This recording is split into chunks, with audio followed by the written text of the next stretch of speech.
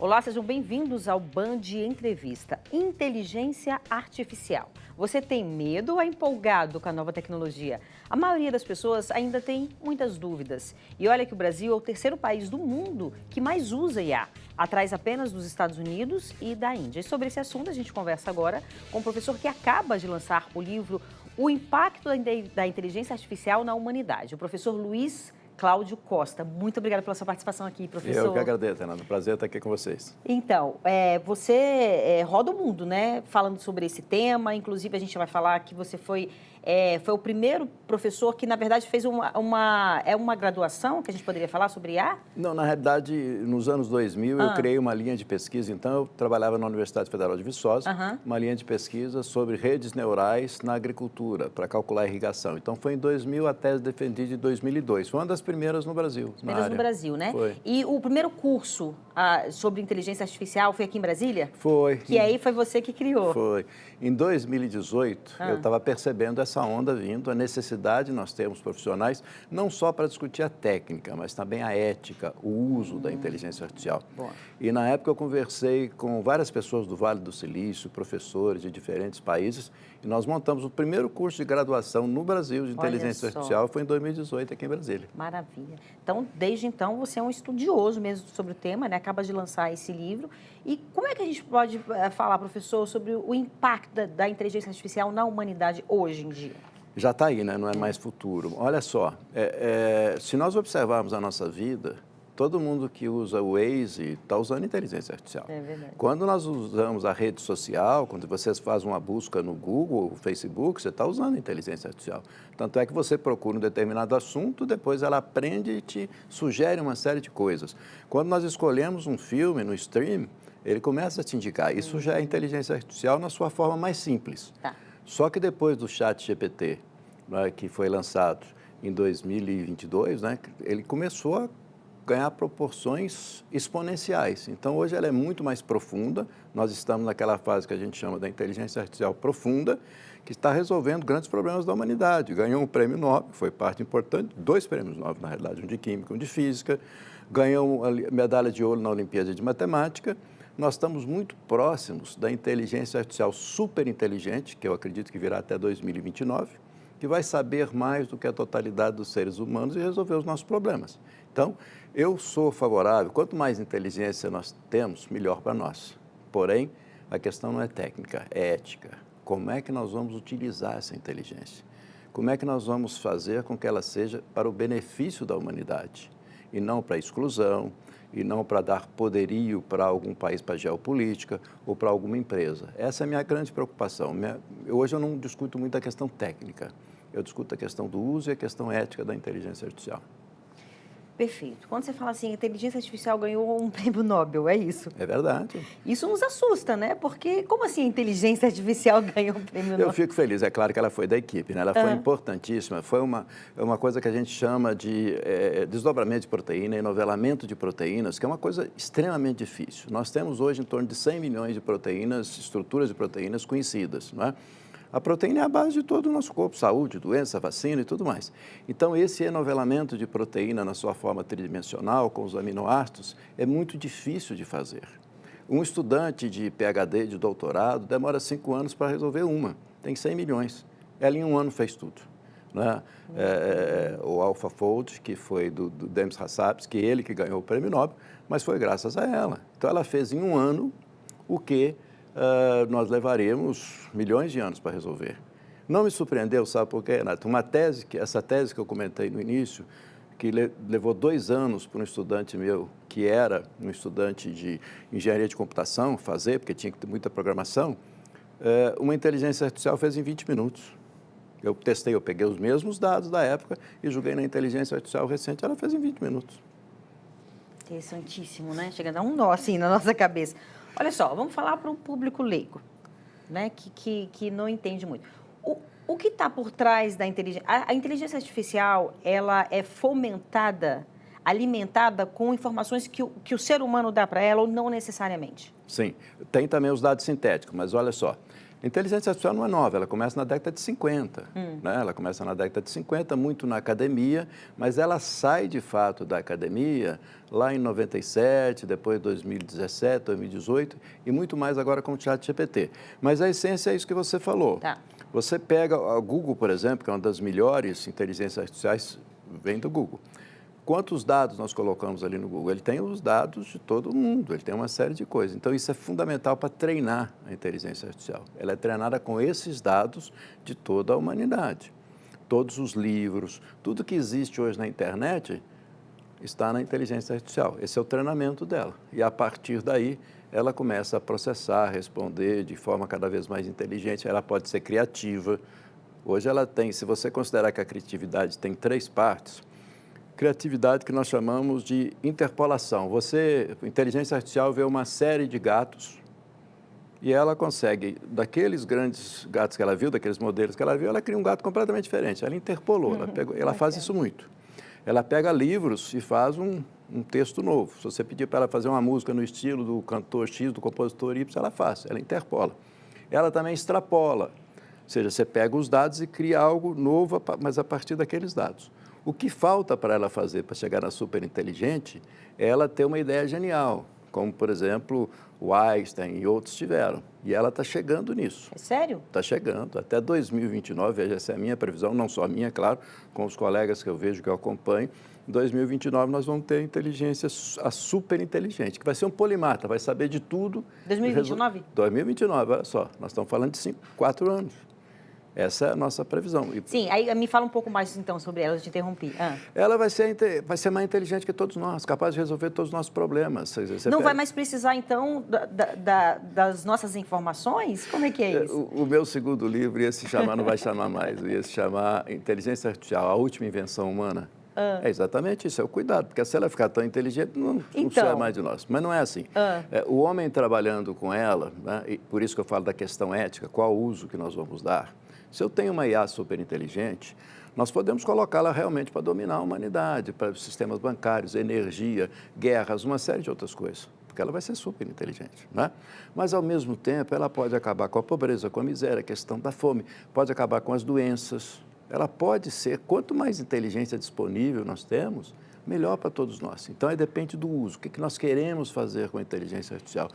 A medicina vai ser transformada.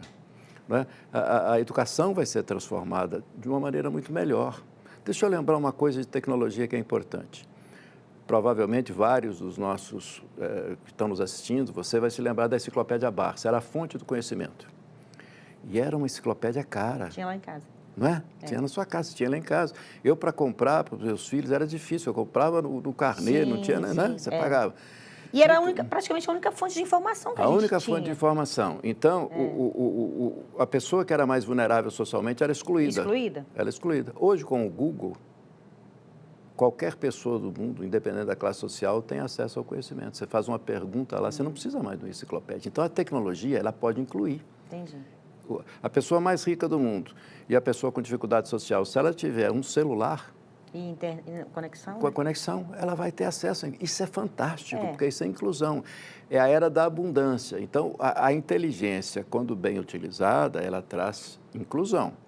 Se ela for mal utilizada, nós podemos estar em maus lençóis, né? Então, aí daqui a pouco eu vou fazer um intervalo, mas esse é o grande questionamento, porque a gente tem pessoas boas e pessoas más na humanidade, e ambas estão tendo acesso, né?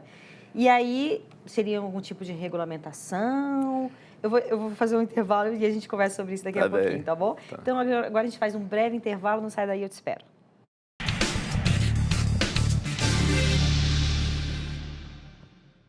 Estamos de volta com o Band Entrevista, hoje falando sobre o impacto da inteligência artificial na humanidade.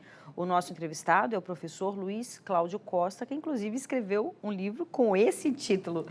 Professor, então nós falávamos sobre essa questão do uso da inteligência artificial, se o senhor avalia que é necessário ter uma regulamentação, uma legislação sobre isso? É fundamental que tenhamos regulamentação, né? Porque nós estamos falando de inteligência, uma coisa muito poderosa, que pode ser utilizada de diversas maneiras e já está tendo impacto nas nossas vidas, na forma que vivemos, na forma que aprendemos, que convivemos, na saúde, na economia. Então, é fundamental que nós tenhamos, porque lamentavelmente, vai ter impacto em empregos, tem impacto na economia, né? Então, nós temos que ter, sim, é claro que é muito difícil, o Brasil está caminhando para isso, a Europa tem uma regulamentação muito boa, os Estados Unidos, enfim, todos estão discutindo isso, mas é fundamental que tenhamos regulamentação. Tá.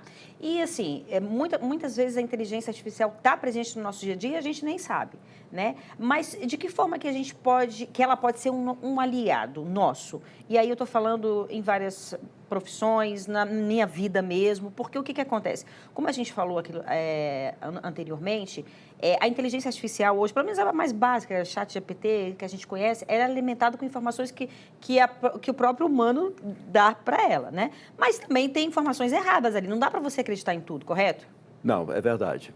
No passado era muito maior o que a gente chama de alucinação, né? Ela alucinava bastante, principalmente no início, porque ela não conseguia fazer alguma coisa de interpolação e extrapolação. Hoje é muito menor e hoje ela já consegue falar, porque é uma questão de recompensa. Quando ela não sabe, os mais modernos dizem, eu não sei. Mas tem que ter cuidado, tudo deve ser analisado. Já tivemos casos nos Estados Unidos, casos relatados, né, pela imprensa e pela ciência, pelos artigos, um advogado que utilizou uma inteligência artificial para defender um caso, e a inteligência artificial fez uma peça belíssima, mas utilizou alegações que não eram verdadeiras, utilizou referências passadas, né, jurisprudências que não eram verdadeiras. O juiz percebeu e multou esse advogado, porque ele fez sem fazer o crivo humano. Então, é sempre importante o olhar humano, a análise daquela informação, verificar se ela é verdadeira ou não. Mas o que eu aconselho a todas as pessoas, utilize a inteligência artificial. Hoje ela é gratuita, mesmo a que é paga, você pode utilizar completamente de graça todos os grandes modelos. E a gente está falando de quê, assim? Os próprios ChatGPT? ChatGPT, Gemini, Grok são os melhores, né? Eu diria, o ChatGPT e o Gemini, trabalhem com os dois, que escreve Gemini, né? Ou outros, mas tenha outras. Escolha de sua preferência, utilize sem moderação. Olha, eu quero saber qual é o melhor filme do mundo. Pergunte. Qual é a melhor novela que já passou? Pergunte as coisas, vai interessando. A minha cidade é isso, faça perguntas, né? Para você entender que é muito simples utilizá-la e vá filtrando isso depois, né? Porque se nós não fizermos isso, eu chamo isso de alfabetização da IA. No passado, nós comentávamos aqui, você tinha que aprender datilografia, né? Porque era uma linguagem da época que nós tínhamos que fazer. Isso está completamente ultrapassado. Depois foi para a computação, todo mundo teve que aprender um pouco de computação. Hoje é IA, ela veio para ficar, já está aí, é o presente. Não, utilize a IA da sua forma, depois você vai aprimorando os usos, porque é fundamental que nós entendamos. Ela não é uma caixa preta. Como é que ela aprende? É verdade, ela aprende com os dados, como você falou. No início, como é que ela fazia? A base do procedimento dela é mais ou menos esse. Você fala assim, ela sabe estatisticamente, por exemplo, você fala, faça um texto semelhante ao texto do Shakespeare. Ela faz para você. Eu quero fazer um poema para minha namorada, para minha esposa, para meu namorado, para meu amigo. Então, faça um texto. Ela faz. Ela sabe, por exemplo, que depois da palavra amor, estatisticamente, nos textos de Shakespeare, vem determinada palavra. Então, ela faz uma estatística. Sempre que ela ouve a capital da França ela sabe que estatisticamente é Paris que aparece. Então, antes ela trabalhava somente com estatística, hoje não. Hoje ela pensa, são os modelos que raciocinam, entre aspas, né? Eles já fazem uma interpolação, extrapolação e conseguem fazer de forma mais profunda. É esse passo agora que está sendo dado para criar IA superinteligente. Por exemplo, quando tem vários experimentos sendo feitos, você alimenta a inteligência artificial com dados só até 1900, só até o início ali do século XX, 1900, você está ali. E será que ela é capaz de criar a teoria da relatividade? Foi criada em 1905, isso está sendo feito. E ela está começando a fazer proposições que são diferentes da criatividade de interpolação e extrapolação, que seriam coisas novas. Então, está muito próximo disso acontecer. Usem a inteligência artificial, saibam como ela funciona, não precisa aprofundar. A analogia que eu faço nós não precisamos ser mecânicos para dirigir um carro, né? Mas todos nós dirigimos um carro, você tem uma noção básica. Tem a noção básica da inteligência artificial, nós não podemos ficar fora disso, porque nós estamos parte dessa discussão e dos seus efeitos. Sim, com certeza. É o que eu digo, né? Muitas pessoas, o que a gente ignora, a gente tende a temer, né? Enfim, a colocar, como você falou assim, uma caixa preta e tal. Agora, por exemplo, esse debate é extremamente importante, porque eu estava vendo uma reportagem, inclusive no Jornal da Band, falando que, sobretudo jovens, estavam fazendo análise. Eu rio porque isso para mim é um absurdo, chega a ser um absurdo. Fazer uma análise como se fosse um psicanalista, um psicólogo ali do outro lado, né? E aí isso, obviamente, que ocasiona vários efeitos negativos, né? Porque, assim, uma análise pessoal é uma coisa, como o nome já diz, né? É uma descoberta que você leva alguns anos ali, entre você e o terapeuta e tal. Mas, enfim, que estava culminando, inclusive, no autoextermínio de algumas desses jovens, né? Que estavam confiando plenamente ali.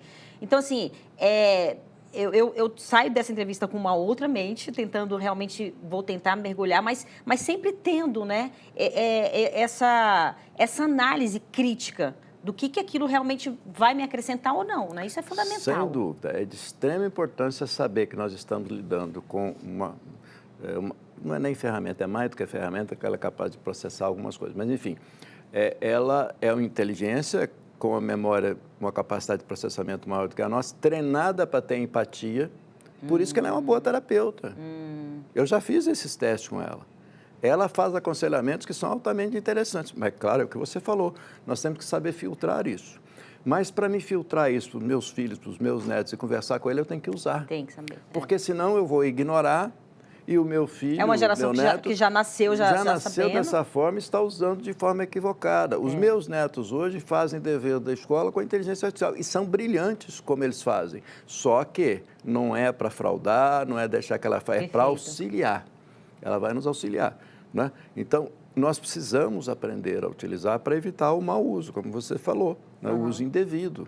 Um dos filmes mais fantásticos que eu acho de inteligência artificial e um dos personagens do meu livro, a IA do meu livro se chama Her, que é ela.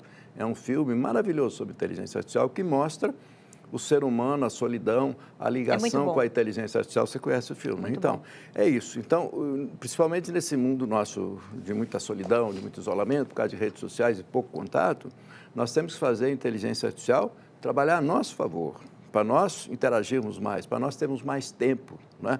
Ela pode ser, eu vou dizer, toda manhã eu chego na minha máquina, ela já selecionou os 10 e-mails que eu devo responder, porque eu pedi que ela fizesse isso. Nossa, que fenomenal.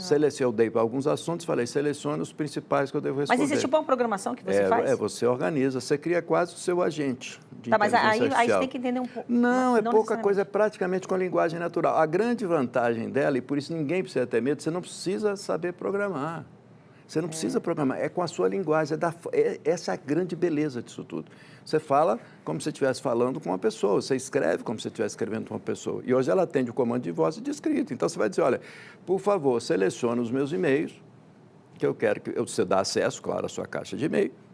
Não tem problema nenhum para dar esse acesso. Não tem problema, mas no meu caso, eu não tenho problema nenhum quanto a isso. Mas isso pode fazer com que outras pessoas também tenham acesso às suas informações? Não. Se você tiver os devidos cuidados, só ela vai ter, e assim, e pelo termo de compromisso, ela não passa isso para ninguém. É claro que aí é uma questão de acreditar nesse processo, né? E aí ela seleciona, já agiliza muito, ela te dá, no meu caso, eu pedi que ela desse sugestões de resposta, porque ela sabe meu estilo. Mas é claro que eu analiso, eu não dou um clique, eu vou lá e leio. Não, isso aqui eu vou melhorar, isso aqui dá assim. Ela não escreve muito bem, mas ela auxilia muito na escrita. Então, você tem muito tempo mais para você fazer outras coisas, né? Ela consegue identificar muito mais doenças do que o médico mais experiente em qualquer área. Ela consegue, pela imagem, pelos seus exames, ela identifica muito melhor do que o médico. Agora, ela com o médico ainda mais possante. Ela vai substituir o médico? Nunca. Ela vai substituir o professor? Não. Mas trabalhar associado, nós vamos avançar muito. Perfeito. E agora a gente faz mais um breve intervalo e volta daqui a pouco, eu te espero.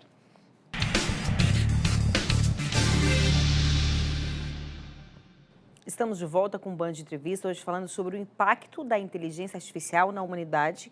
É um livro que quem escreveu foi exatamente o professor Luiz Cláudio Costa, que está conosco hoje aqui. Professor, queria que você contasse para os nossos telespectadores as duas historinhas que você me contou sobre inteligência artificial nos bastidores.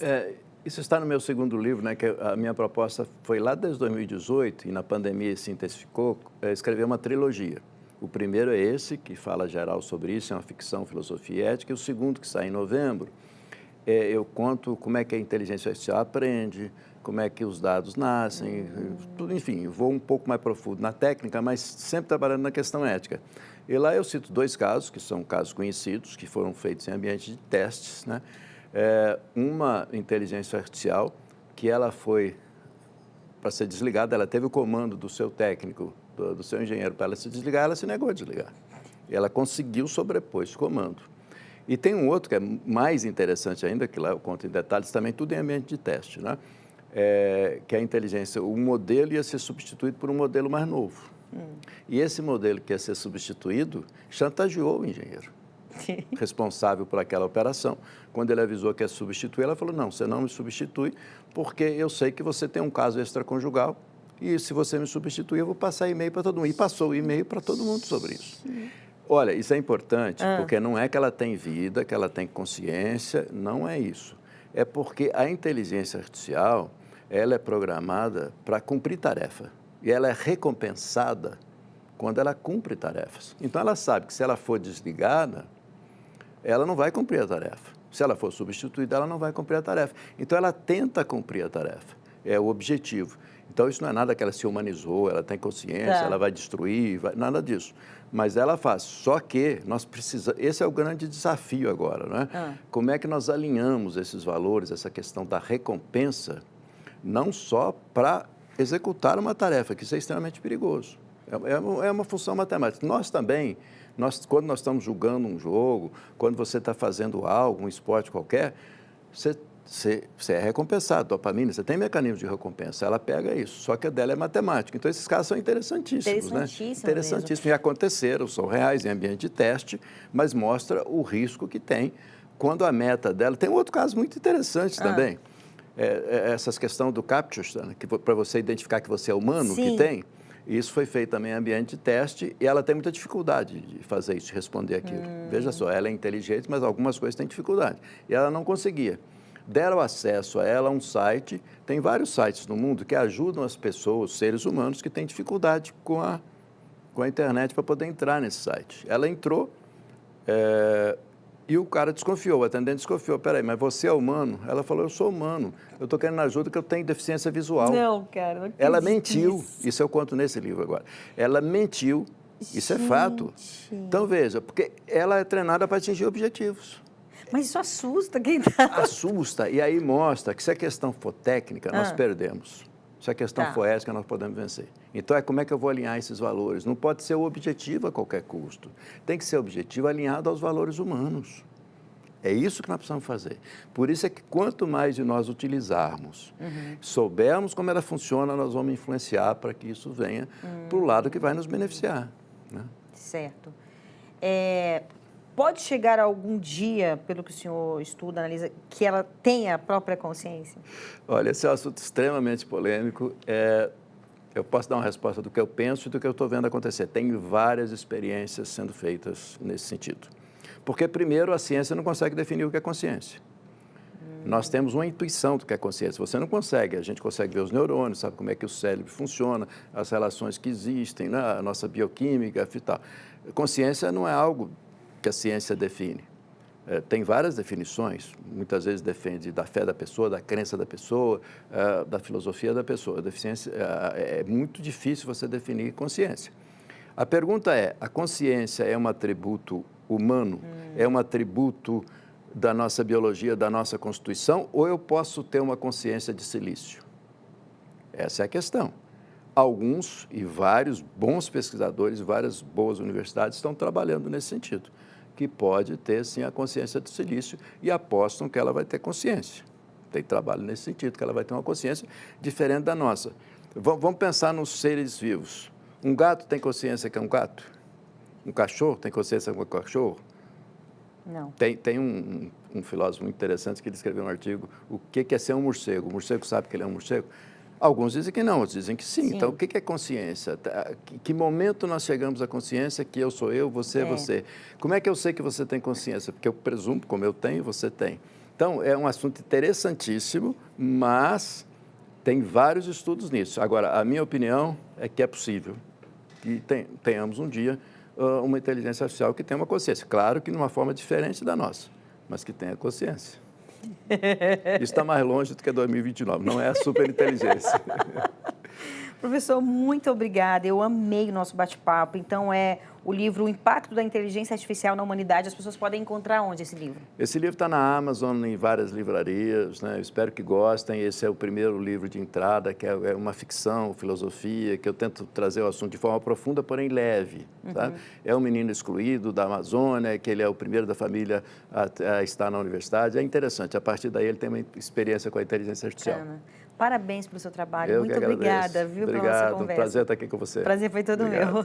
O Band Entrevista fica por aqui. Você pode nos acompanhar pelo YouTube, no canal Band Brasília e no Spotify, no TV Band Brasília. Obrigada pela sua companhia e até sábado que vem. Um beijo. Tchau, tchau.